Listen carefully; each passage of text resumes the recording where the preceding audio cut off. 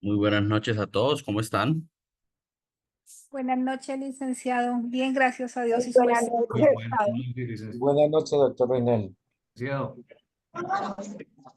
Les pido muchas disculpas, yo sé que habíamos hablado de dar esta clase mañana martes, pero me surgió un viaje mañana a Bogotá, justo el vuelo es a esta hora, entonces eh, tuvimos que avanzar hoy, sé que es festivo y la mayoría están descansando hoy, pero bueno, vamos a avanzar con esta clase.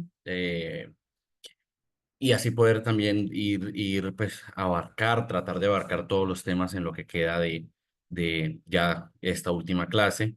Tengo que hablar con Magister, sí, que creo que hay una clase pendiente, no estoy todavía seguro si la hacemos la otra semana, que es la semana de parciales. ¿Listo? Al final, si ustedes tienen preguntas sobre la metodología o sobre la forma en la que se va a hacer la evaluación, es importante que la puedan hacer al final de esta clase. ¿Listo? Bueno, vamos a ir avanzando entonces frente a lo que estábamos hablando en un punto importante. Estábamos hablando de los principios y fines constitucionales, ¿no? Estábamos hablando del carácter normativo de la Constitución, ¿no? Eh, Vamos a intentar ver hoy en lo que es el Estado Social de Derecho. Para entender esta figura del Estado Social de Derecho, primero hay que hablar sobre el Estado de Derecho, o lo que comúnmente llamamos los estados liberales.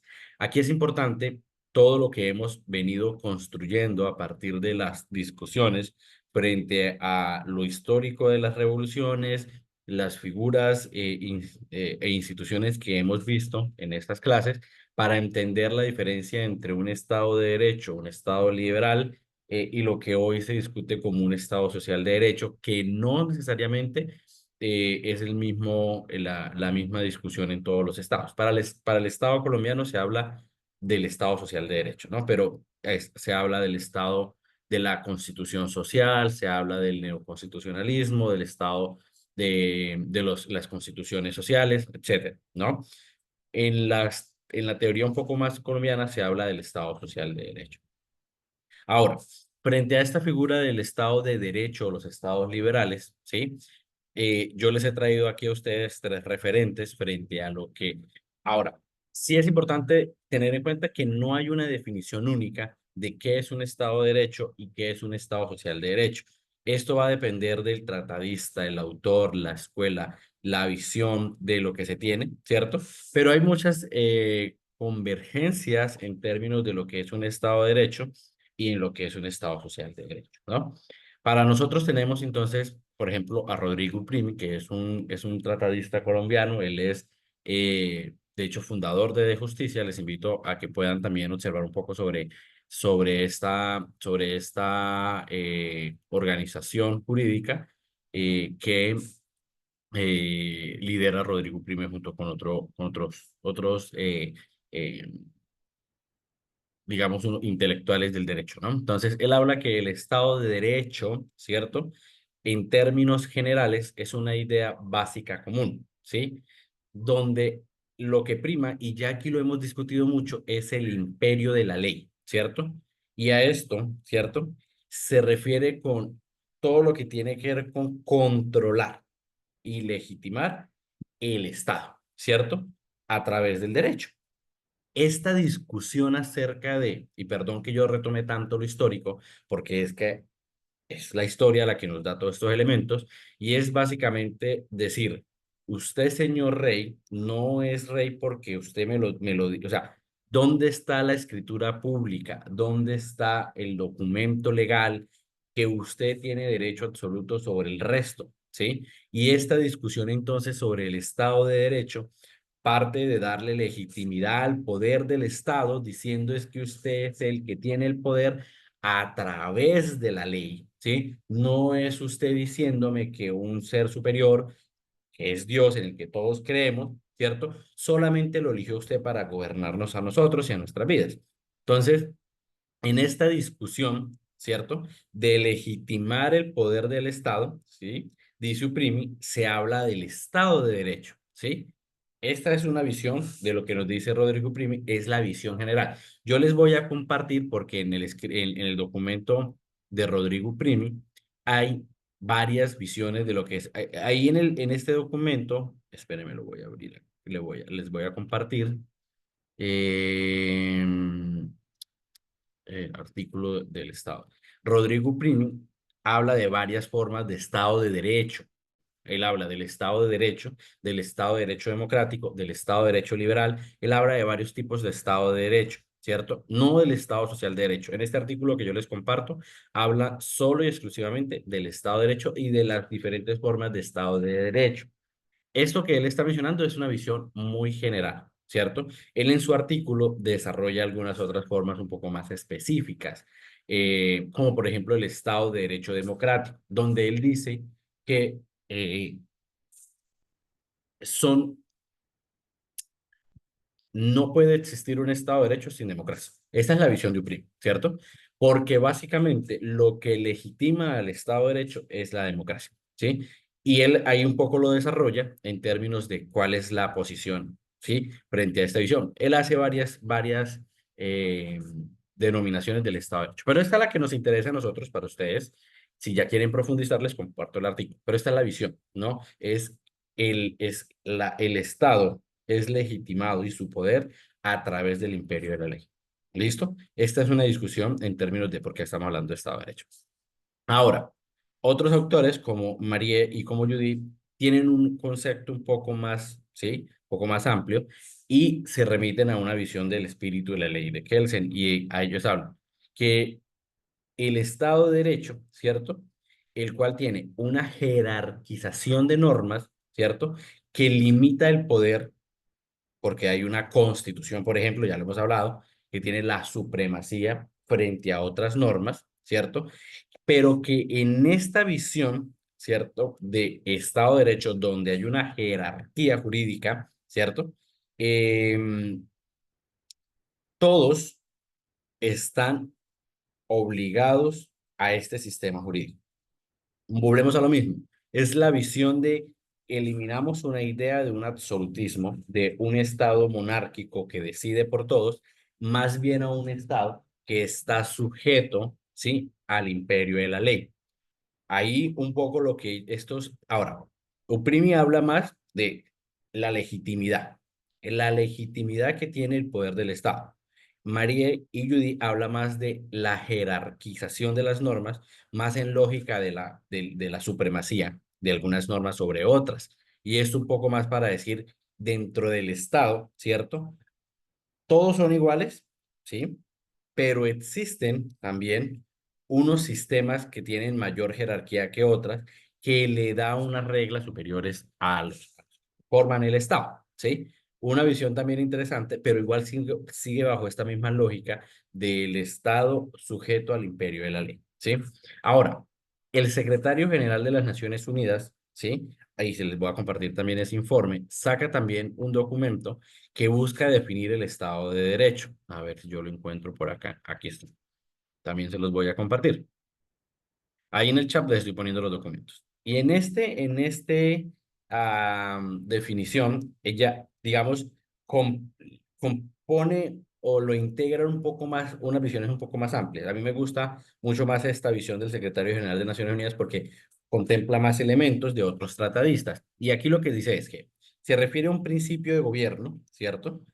En el que todas las personas, instituciones, entidades públicas o privadas, e incluso el propio Estado, estamos hablando del Estado como persona jurídica. Recuerden que hay otro, ¿cierto? Otro documento de naciones, del sistema de organizaciones de Estados americanos que define qué es el Estado como una persona jurídica, ¿no? Y dice, personas, instituciones, entidades públicas y privadas, e incluso el propio Estado, ¿sí? Como una persona jurídica de derecho, están sometidas a las leyes y no cualquier ley, porque ahora lo que dice es, ya las leyes no son leyes creadas allí por un señor que dice que es el que tiene la autoridad suprema y que simplemente llega y dice, es que esto es ley, sino que dice es que estas leyes tienen también unas reglas técnicas que son promulgadas públicamente, que se hacen cumplir por igual. No es que esta ley le favorezca a este y a este no. A este le favorece porque es mi primo, ¿cierto? Y hace parte del clero, y a este no porque simplemente yo no lo conozco. Y se aplican con independencia, y un poco ahí entra otra vez el tema de la división de las ramas del poder público con una rama judicial independiente, que además debe ser compatibles con los principios de los derechos humanos, del derecho internacional de los derechos humanos. Entonces, miren qué interesante esta visión de Naciones Unidas. Habla de que del Estado de Derecho es la sujeción al imperio de la ley por parte de todos los coasociados, incluido el Estado mismo como persona jurídica, a este imperio de la ley que tiene también unas reglas, que no es cualquier ley, son leyes públicas, independientes y que se aplican por igual a todos, pero además son compatibles con el derecho internacional de los derechos humanos. Ahora, no solamente eso, dice el secretario general de las Naciones Unidas, exigen que adopten medidas para garantizar el respeto. Ojo, el Estado de Derecho, ¿sí? Adopta medidas para garantizar el respeto de los principios de la primacía de la ley, la igualdad ante la ley, la rendición de cuentas ante la ley. Eso se habla mucho en el Estado colombiano, la rendición de cuentas por parte de las instituciones públicas. La equidad en aplicación de la ley, la separación de poderes, la participación en la adopción de decisiones, legalidad, no arbitrariedad y transparencia procesal y legal. Es un concepto un poco más ambicioso, ¿cierto? Pero es la visión de básicamente lo que decía Uprimi al principio, es todos estamos sujetos al imperio de la ley, ¿sí? Ahora, esto cambia más, ¿sí? En el siglo XX, un poco bajo una noción de lo que los economistas hablan mucho de un periodo del liberalismo y luego del neoliberalismo, pero en la época entre el liberalismo y el neoliberalismo hay una ruptura, ¿cierto?, de la visión de Estado cuando hay todo un quiebre del Estado liberal. Y esto tiene mucho que ver con, por ejemplo, crisis económicas, crisis globales, la globalización. Hay muchas revoluciones laborales, y toda esta visión de la socialdemocracia, el sistema socialista, el sistema, y todo lo que es la visión y las ideas políticas y económicas del marxismo, ¿cierto? Pero que esto no solamente es porque alguien dijo que habían que ser socialistas, sino que hay una crisis en los estados. Yo recuerdo mucho un docente mío, eh, de la universidad de pregrado, que él decía que cuando se aplicó cuando Colombia se habló del Estado liberal, bueno, cuando se habló del libre mercado y se habló de todo lo que fue de la idea de las escuelas liberales para el mercado, ¿cierto? Y empezaron a haber tratados de libre comercio y todo eso. Él decía, y vuelvo y le digo, esto es una posición, pero quería contarles, que el Estado quebró, ¿sí? Que esto generó que el Estado colombiano quebrara, porque no estábamos preparados para este sistema de estados liberales. Entonces, bueno, hubo todas estas discusiones en los siglos XIX y XX frente a lo que eran los estados liberales y más un poco relacionado con los estados liberales y el mercado global, ¿cierto? Varias crisis, como les mencionaba, varias crisis económicas globales, llevó entonces a dos sistemas.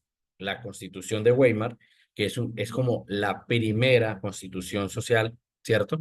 Y ojo, esta constitución de Weimar, del Estado de Weimar, se hace después de la Primera Guerra, se hace terminada la Primera Guerra Mundial y antes de comenzar la Segunda Guerra Mundial, se tiene la Constitución de Weimar. Y esta constitución es un hito porque es la primera constitución que habla acerca de derechos laborales en una constitución. Una cosa son los derechos humanos, ¿cierto? Derecho a la vida, el derecho a la libertad, el derecho a la propiedad privada, el derecho a la participación política, a la asociación. Y otra es hablar, por ejemplo, del derecho, ¿sí?, a un contrato laboral. Y esto no lo contenía una constitución. Luego en la Constitución mexicana, porque también es un hito, la Constitución mexicana también contempla derechos, ¿sí?, laborales y algunos derechos sociales. Y estas dos constituciones empiezan a ser un hito a nivel global frente a la Constitución, social. ¿Alguien quiere participar? ¿Les escuché? ¿No? Ok. Y empieza entonces a ver toda esta visión de los estados socialdemócratas, las ideas socialistas, las ideas de un poco de revoluciones laborales que hay en el mundo y la crítica a los estados liberales. Ahí entonces se piensa en un Estado social de derecho. Yo les traigo dos definiciones de lo que podría ser acercarse un poco más a lo que es un Estado social de derecho. La sentencia SU 747 del 98, ¿sí?, de la Corte Constitucional Colombiana, habla de que el Estado social de derecho es la acción del Estado debe dirigirse a garantizarle a los asociados, ¿cierto?, condiciones de vidas dignas. Es decir, con este concepto se resalta que la voluntad del constituyente en torno al Estado no se reduce a exigir de que que no interfiera o recorte las libertades de las personas, sino que también exige que él mismo se ponga en movimiento para contrarrestar las desigualdades sociales que existen y para ofrecerle a todas las oportunidades necesarias para desarrollar sus actitudes y para superar los apremios materiales. Aquí hay una discusión interesante en términos del Estado de Derecho y el Estado Social de Derecho. Y es que en los estados de derecho, ¿cierto? Las grandes discusiones era que al final se volvían discusiones muy exegéticas. Entienden exegético, ¿no? Esta interpretación al tenor literario de la ley. Y esto un poco no reflejaba en la realidad las realidades de, por ejemplo, zonas donde era muy difícil la presencia robusta del Estado. Hoy podemos seguir teniendo esta discusión, pero en ese momento lo que se discutía es, ok, tengo una ley, por ejemplo, que me dice, ¿sí?, que hay para que debe existir en el Estado colombiano una rama judicial, por ejemplo, y debe existir un aparato judicial que me garantice a mí el derecho al debido proceso. Muy bien. Dígame, señores, cómo este derecho, este sistema judicial se aplica en mi comunidad que queda a 24 horas en carro de la capital, ¿sí? ¿Cierto? Y adicional, dentro de mi comunidad no hay tribunales, no hay fiscalía. Aquí hay un inspector de policía, tenemos un juez promiscuo, ¿cierto? Un alcalde y 4 policías.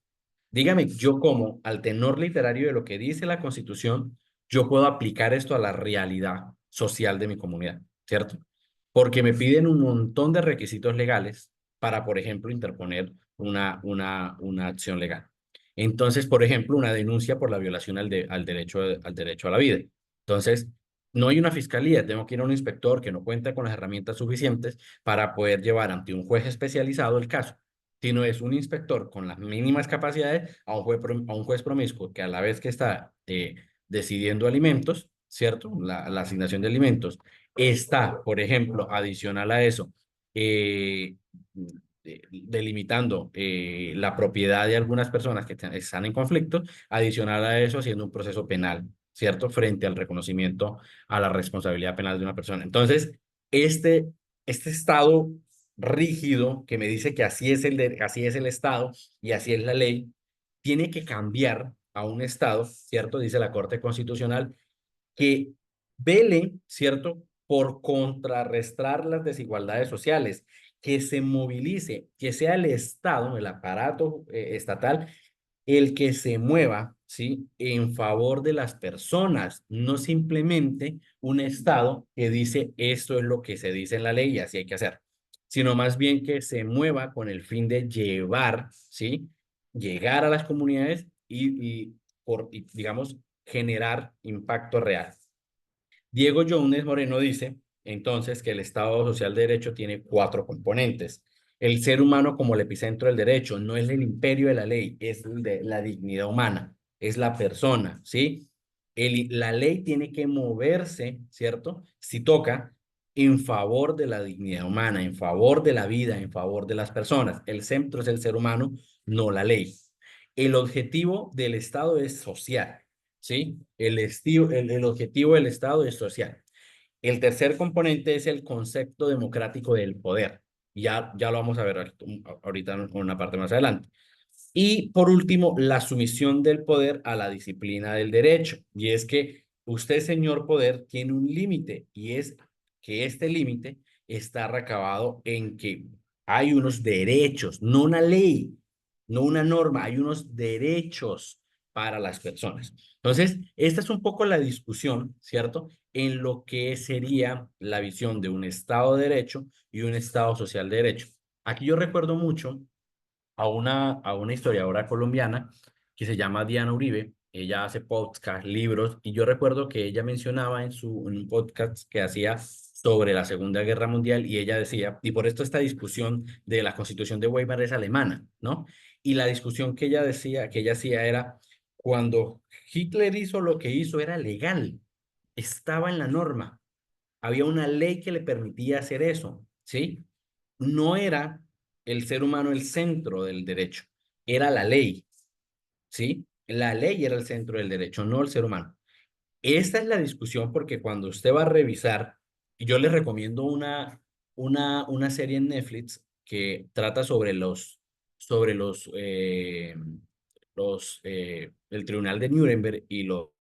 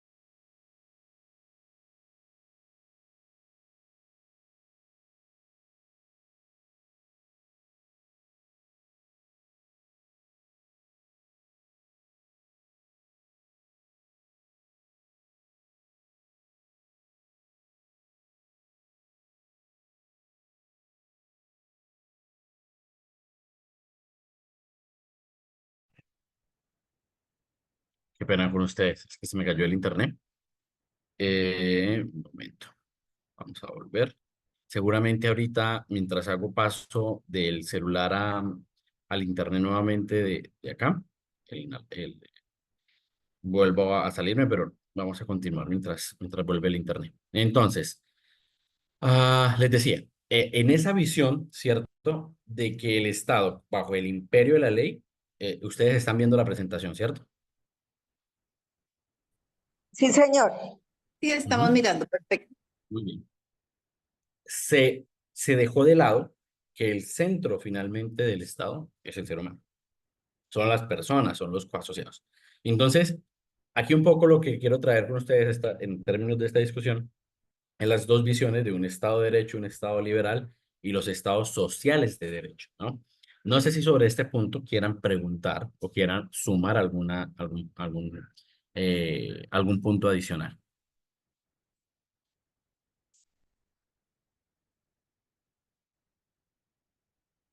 ¿No? Listo.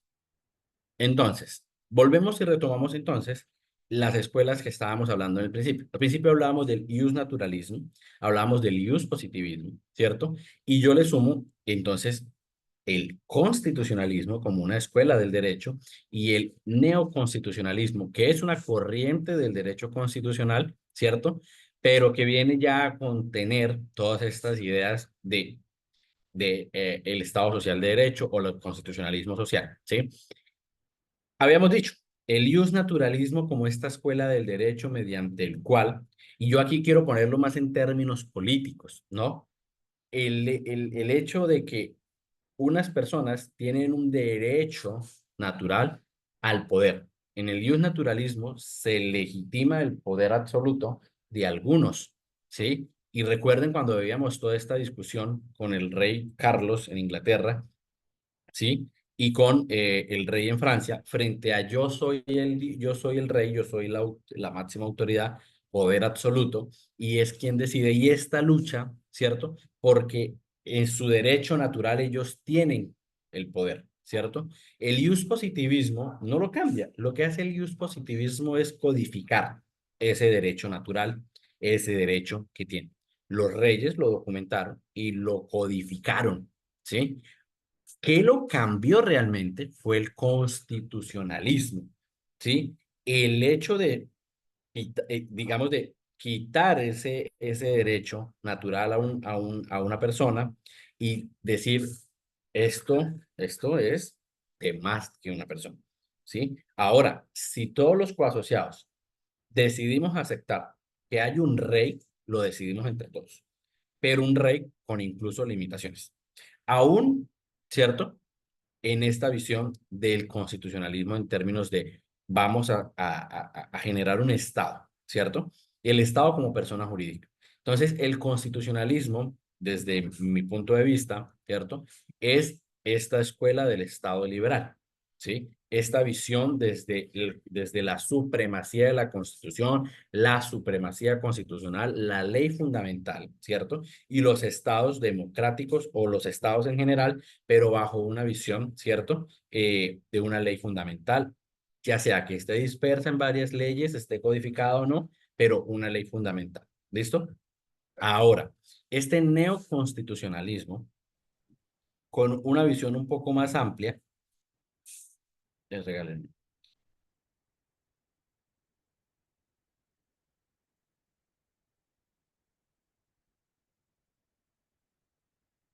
perdón,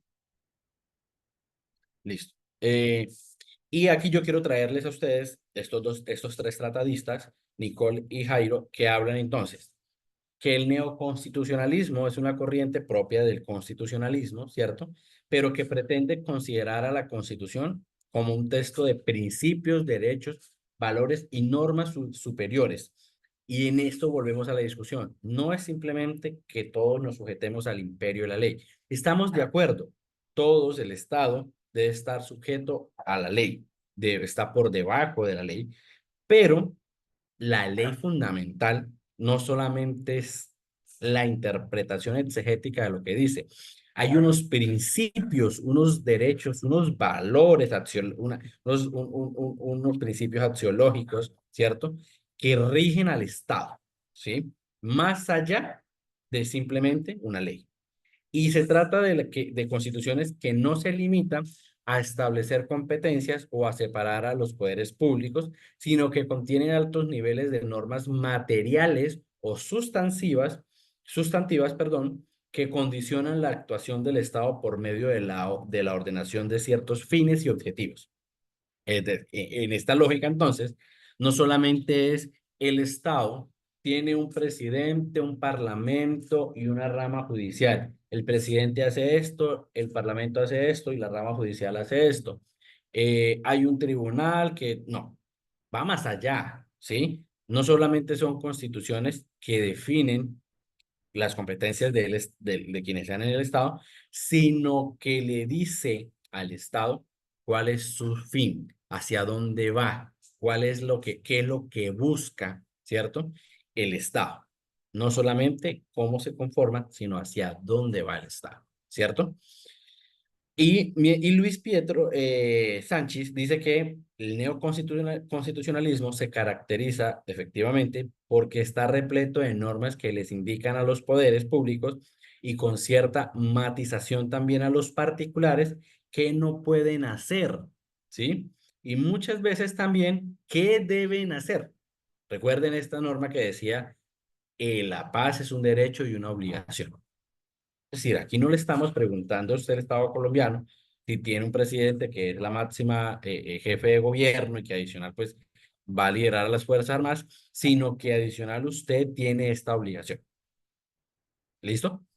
Y dado que se trata de normas y más concretamente en normas supremas, que hablamos de la supremacía constitucional, su eficacia ya no depende de la interposición de ninguna voluntad legislativa, sino que es directa e inmediata. Y aquí esto es clave dentro de esta visión del neoconstitucionalismo. Y aquí un poco el rol de la Corte Constitucional Colombiana frente a algunos derechos, y es, ojo, señor Estado, no solamente es que un legislador quiera o no sacar, por ejemplo, el estatuto del derecho laboral en Colombia, que no ha salido, ¿cierto? Eh, lo que hubo fue una reforma laboral, sino que adicional, yo quiero mostrarles, no, entonces, no solamente es la voluntad popular, la voluntad legislativa de querer o no sacar una norma, ¿cierto? Sino que si hay o no hay norma, usted igual lo debe hacer. Y es un poco lo que pasó con el tema del aborto, con la eutanasia, con todo lo que tiene que ver con el matrimonio de personas del mismo sexo. Y es como, la Constitución te le está diciendo a usted, señor Estado, que usted debe hacer eso. Y si el Congreso no lo hace, pues usted igual lo va a hacer. Tiene que cumplirlo, ¿sí? Este es el neoconstitucionalismo, es usted tiene que hacerlo más allá de que un Congreso, un parlamento, una asamblea se demoren toda la vida para sacar.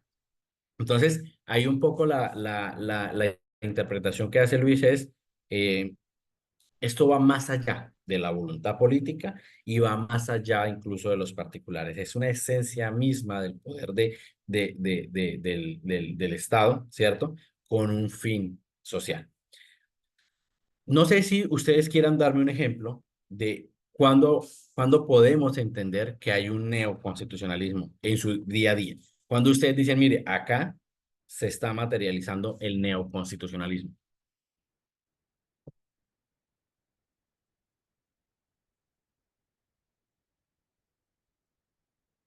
No todos.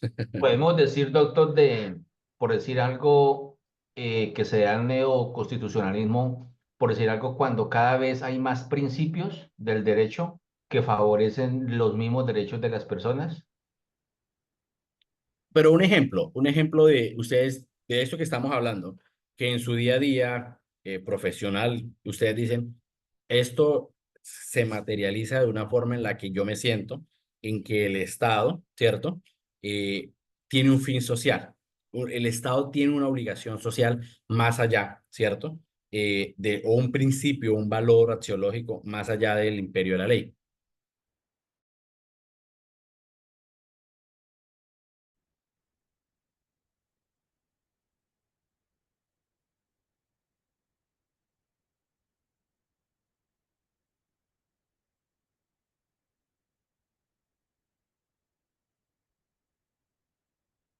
Un ejemplo de Doctor, esto, con permiso ¿cierto? para participar. Adelante, Carlos. Doctor, entonces ya tendría que ver con la garantía de los derechos, el control de la constitucionalidad, la primacía de la Constitución. Y en este orden de ideas, entonces tendríamos el neoconstitucionalismo. Sí, digamos que una forma en la que día a día las personas ven un poco más materializado este tema del neoconstitucionalismo e incluso del Estado social de derecho es, por ejemplo, mecanismos como la tutela, ¿sí? Y es bajar, ¿sí? Bajar al Estado la responsabilidad mucho más rápida de decirle, oiga, usted tiene que hacer esto, ¿sí? Por ejemplo, por mucho tiempo, ¿sí? El derecho a la salud fue un derecho económico, no fundamental, un derecho económico. Pero a través de la tutela, en conexión con la vida, las personas le decían a un juez, oiga, si a mí la EPS, por ejemplo, no me autoriza estos exámenes y estos medicamentos, por ejemplo, un cáncer oncológicos, mi vida está en riesgo y seguramente voy a fallecer, ¿cierto? Y esto era decirle al Estado, oiga, más allá, ¿sí? De lo que diga su ley, por ejemplo, la ley 100 sobre las EPS y todo el sistema de salud colombiano, yo tengo un derecho fundamental y hay unos principios del Estado que usted debe cumplir. Y ahí usted tiene que garantizarme a mí mi derecho, que es una norma superior a la ley 100. No sé qué va a hacer la EPS, no sé qué va a hacer usted, pero ahí está mi derecho fundamental a la vida. Y en esta lógica, tiene que el Estado movilizarse para poder cumplir este derecho. Más rápido e inmediato, ¿sí? Que una EPS, por ejemplo. Este es un muy buen ejemplo, diario, de todos los días, ¿sí? En el que, más allá de una ley como la Ley 100, fue decirle, oiga, yo necesito que se materialice realmente mi derecho fundamental a la vida. Y que esto realmente garantice, ¿sí? Que yo pueda, por ejemplo, no morir. Esta es una forma en cómo se materializa esta visión del Estado de Derecho, del Estado Social de Derecho. Pero otras visiones que ustedes vean en su día a día, poniendo el ejemplo, les pongo el ejemplo de la salud, ¿sí? Es un derecho que hoy por hoy, ¿sí? Tenemos muchas discusiones en el Estado colombiano frente a la reforma a la salud, pero que busca eso, que el Estado, a través de la tutela, se materialice mucho más rápido. La tutela es un mecanismo, como decía Carlos, de protección que busca eso, agilizar mucho más rápido la movilización del Estado. Otro ejemplo que tiene el Estado Social de Derecho.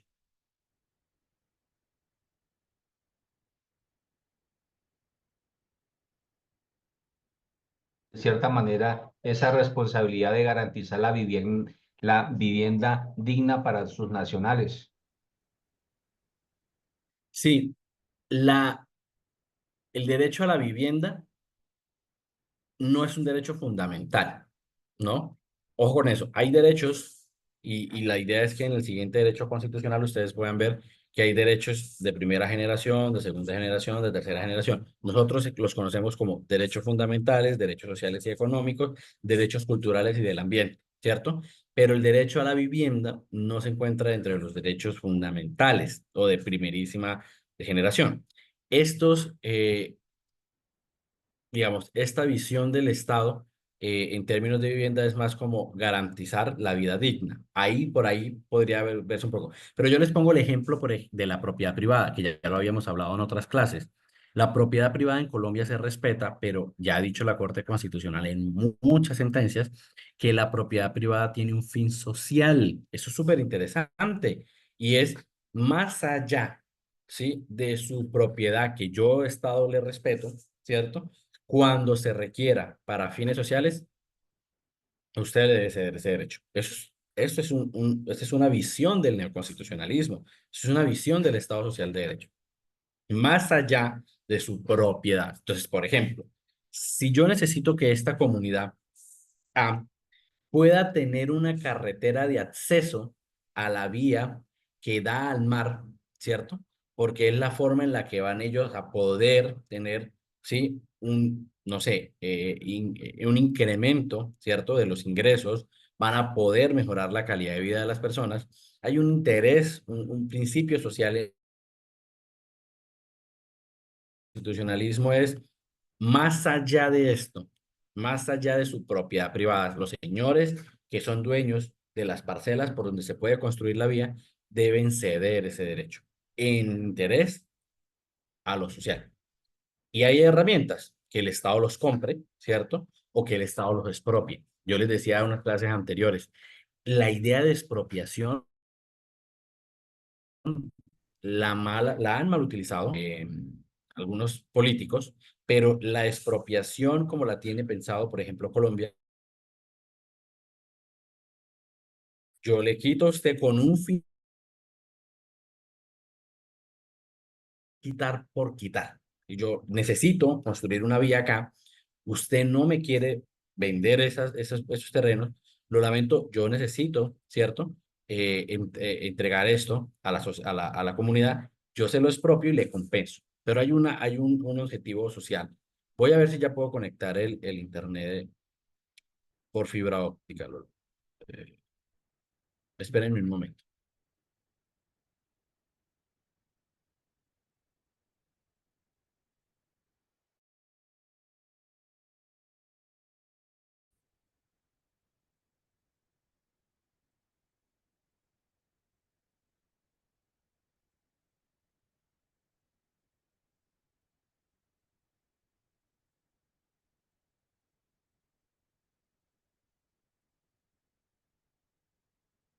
Ahora sí. Ustedes me escuchan, ¿cierto? Qué pena con ustedes que Sí, haya doctor, salido sí, se le Correcto. escucha. el internet ha estado molestando por aquí. en donde yo estoy. Entonces, esta visión, ¿no? Del neoconstitucionalismo, de poder, digamos, que el Estado ceda y los particulares cedan a un fin social. Julieta, Profesor, muchas gracias. Buenas noches. buenas noches, Julieta. Quiero preguntarle si de pronto aquí como ejemplo encaja la ley de víctimas y restitución de tierras, puesto que lo que busca esa ley es reconocer y reparar las víctimas del conflicto armado y garantizar los derechos a la verdad, la justicia. Creo que la reparación y y no repetición, creo que es lo que se argumenta allí. Entonces, quiero saber si encaja allí como ejemplo. Muchas gracias. Muchas gracias, Julieta. Mira, la ley de víctimas, es que la ley de víctimas es un proceso muy largo que viene incluso de otra ley, que es la famosa ley 387 de desplazamiento forzado en Colombia, que es como la primera acercamiento del Estado colombiano para reconocer el fenómeno de desplazamiento forzado y de las víctimas del conflicto armado, ¿no? Y la ley de víctimas es un llamado que hace la Corte Constitucional con el estado de cosas, la primer estado de cosa inconstitucional. Eso es una cosa que es súper interesante, y es que por primera vez la Corte Constitucional se pronuncia sobre la situación del país y le dice al Estado, oiga, la situación de las víctimas en Colombia es insostenible. Y por ende, ¿cierto? Ningún Estado, ninguna institución del Estado ha respondido por las víctimas, pero adicional a eso, hay una vulneración masiva de derechos fundamentales, de cualquiera, ¿sí? Y ahí, Julieta, más que la ley de víctimas, ¿sí? Yo les recomiendo que se lean la sentencia T025 del 2005, que esta sentencia es la del estado de cosa inconstitucional de la Corte Constitucional sobre las víctimas de conflicto armado. Ahí ustedes pueden ver el Estado Social de Derecho. Y es la Corte haciéndole un llamado al Estado, diciéndole, usted, señor Estado, no ha cumplido, ¿sí?, los fines esenciales del Estado Social de Derecho. Usted le tiene una deuda con las víctimas de este país. Y ustedes lo leen y tienen capítulos sobre el derecho a la salud, sobre el derecho al registro, sobre el derecho a la indemnización, sobre el derecho, una cantidad de derechos fundamentales. Porque esta es otra visión del Estado, ¿no? Social de derecho y el neoconstitucionalismo. Nosotros no hablamos de necesidades. Nosotros no hablamos que la gente necesita comida. No hablamos de que la gente necesita una casa. Hablamos de derechos fundamentales. Los constitucionalistas no hablamos de necesidades, hablamos de derechos. Porque decir que una persona necesita comida es simplemente reducirlo al nivel de un objeto, ¿sí? O de una mera actividad, dar comida, ¿cierto? Cuando hablamos de derecho, hablamos de una obligación estatal, hablamos de un principio inherente al ser humano, y cuando hablamos del derecho a la vida y a la dignidad humana, ¿cierto? Hablamos de que, por ejemplo, estas personas requieren una atención. Pero por eso es muy interesante, muchas gracias Julieta por ponerlo sobre la discusión, que se lean la sentencia T025 de la Corte Constitucional, donde declara el estado de cosa inconstitucional por el conflicto armado en Colombia, la situación de desplazamiento forzado. Y ahí, mira, hay toda una cantidad de visión constitucional increíble de la Corte diciendo, usted, señor Estado, no ha cumplido sus fines sociales, y es que se debe poner al servicio de las personas, y esta Constitución está por encima de la voluntad del legislador. Si el legislador no ha sacado normas, leyes, como por ejemplo en su momento, que no había ley de víctimas, la ley de víctimas es del año 2012, ¿cierto? Y esta sentencia no es mucho más antigua, ¿cierto? Lo que dice entonces ahí la Corte es, no vamos a esperar que el Congreso saque una norma, ¿cierto? Sino usted, Estado colombiano, debe hacer algo. Entonces tiene que movilizarse.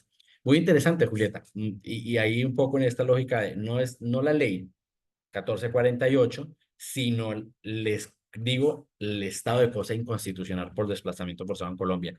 T025. Leerse esa sentencia es entender el Estado social de derecho, ¿sí? Es decirle al Estado, usted tiene una responsabilidad. Se las voy a buscar ya mismo. Es súper interesante esta, y gracias a Julieta por mencionarlo.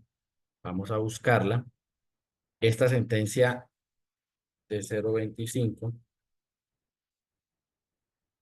es del 2004, pido disculpas. Esperen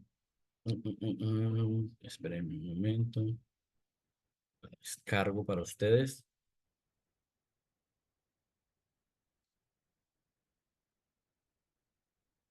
Ver cómo es el chat.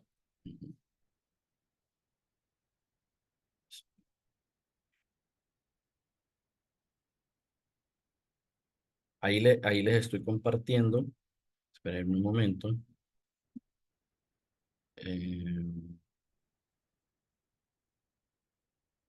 Y vamos.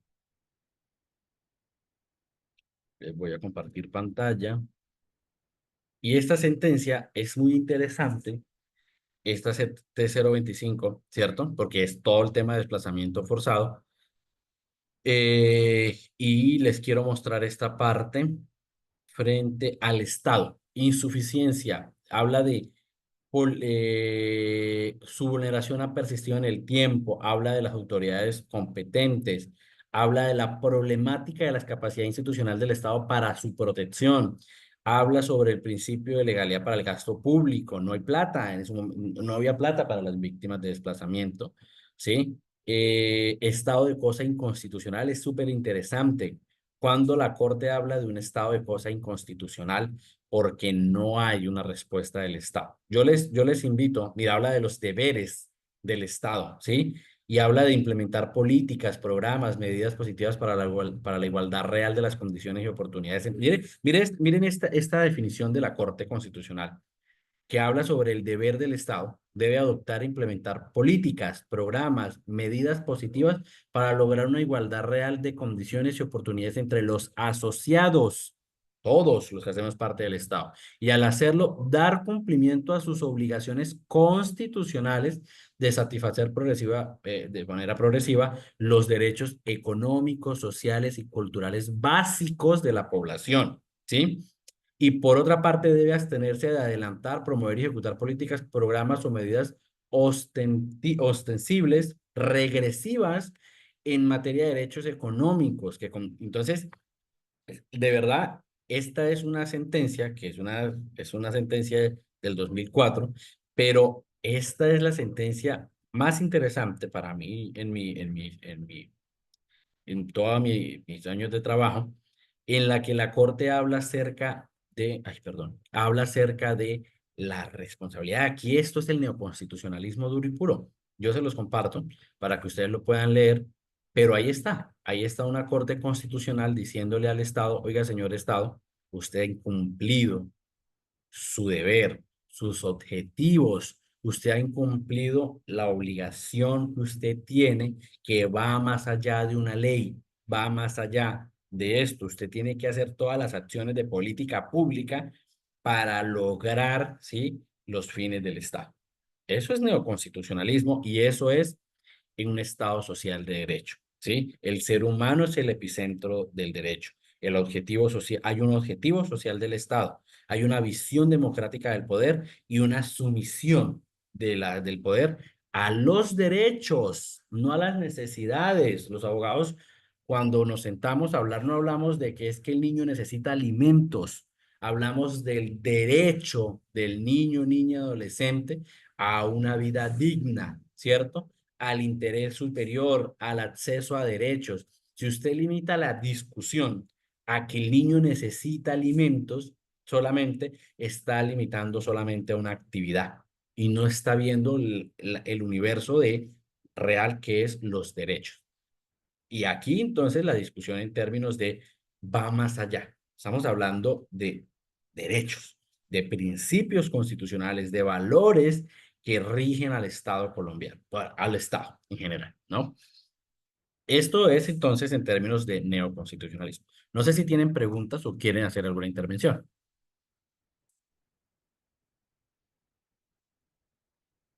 Listo. Entonces, ahora, para terminar esta clase, pues ya son las 8:52,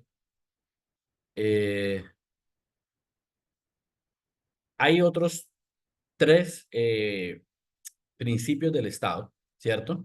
Y me quiero limitar al Estado colombiano.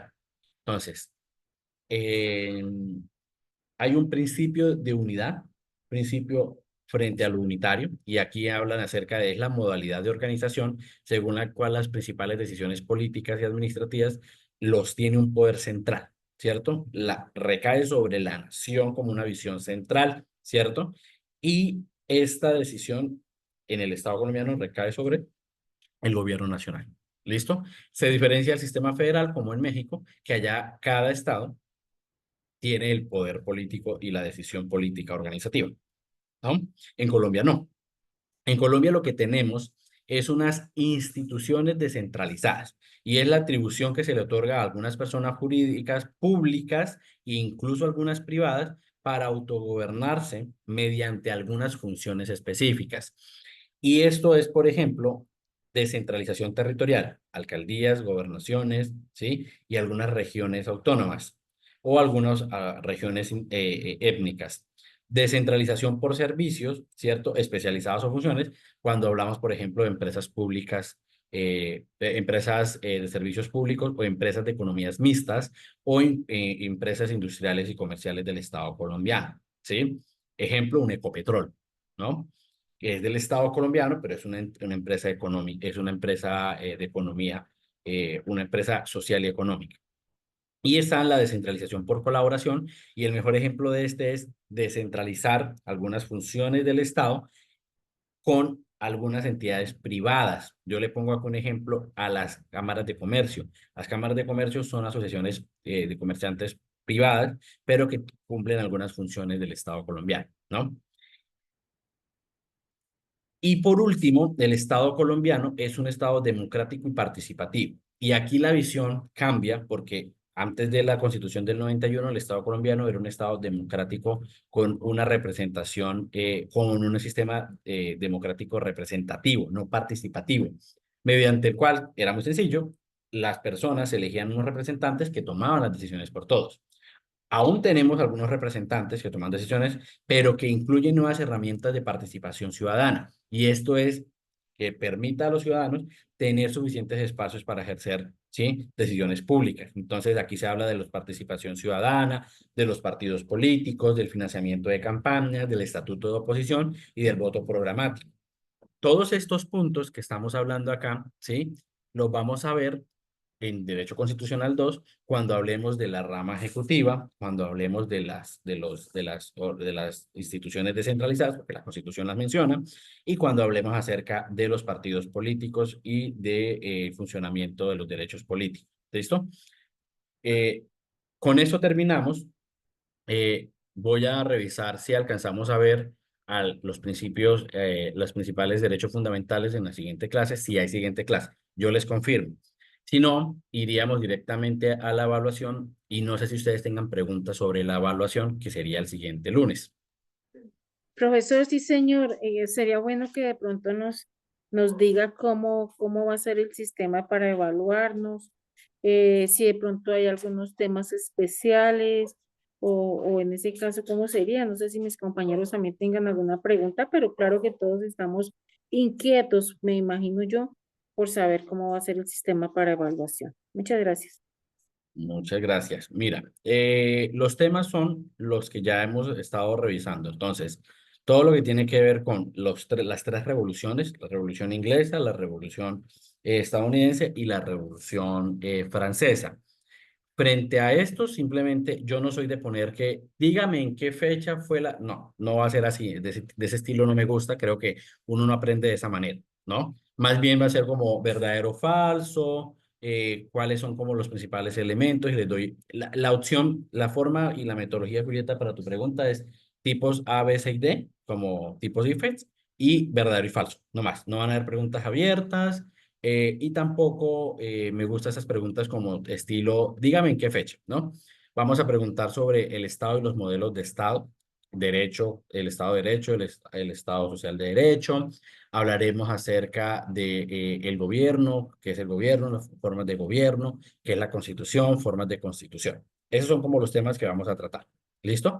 Y la idea es esa, hacerla tipo IFETS, A, B, C y D, en lección múltiple, ¿cierto? O falso y verdadero.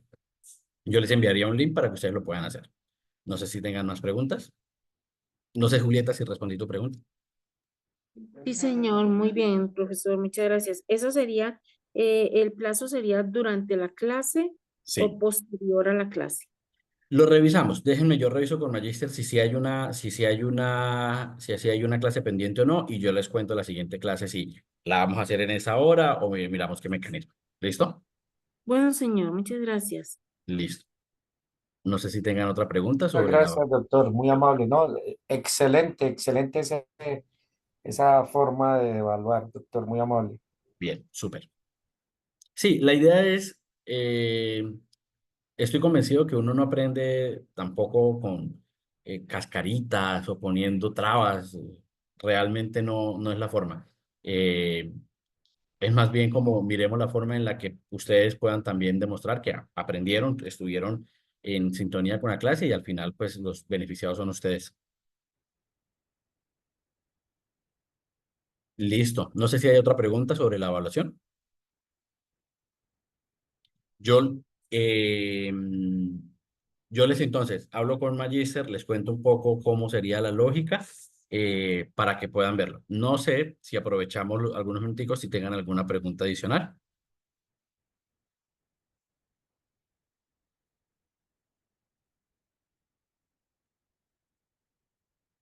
¿No? Bueno, creo que están todos modos lunes festivos. Son siempre muy activos y hoy no. ¿Le puedo preguntar algo que de pronto no correspondía a la clase? Discúlpeme. Adelante, Julieta. Yo creo que sí va a corresponder, pero en el próximo cuatrimestre. Por ahora no, pero sí tengo la inquietud. Cuando de pronto nos dicen que nombremos los fundamentos que le corresponde únicamente al Estado como autoridad y poder constitucional, ahí cómo es esa pregunta. ¿Podríamos hablar de pronto del artículo 1 de la Constitución, el 3, el 4, que es la supremacía, o cómo es ahí? Si me hace el favor y me ayuda, me da una explicación. Muchas gracias. Pues es que esa es la discusión que venimos haciendo, Julieta. Digamos, la Constitución, en el caso de la colombiana, ¿cierto?